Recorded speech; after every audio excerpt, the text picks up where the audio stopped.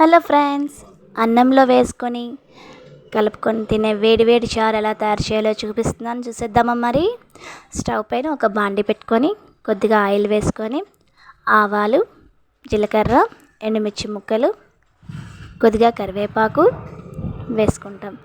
అలాగే కొద్దిగా వాము, మెంతులు, ధనియాలు, కొద్దిగా ఇంగువ, ధనియాలు, మిరియాలు వేసుకొని కలుపుకొని కొంచెం ఫ్రై అయ్యాక మీరు ఎంత చారు చేయాలనుకుంటే అన్ని నీళ్ళు వేసుకొని కొంచెం పసుపు, నేనైతే కల్లుప్పు వేసుకుంటాను, కొద్దిగా చింతపండు, చిన్న బెల్లం ముక్క వేసుకొని అది మరుగుతున్నప్పుడు సిమ్లో పెట్టి కాసేపు సిమ్లో ఉంచి స్టవ్ ఆఫ్ చేసి ఆ వేడివేడి చారుని వేడి అన్నంలో వేసుకొని కలుపుకొని తింటే కూర కూడా అక్కర్లేదు, అలా తినేయచ్చు. మీరు ట్రై చేయండి, ఎలా ఉందో కామెంట్ చేయండి. Like and subscribe.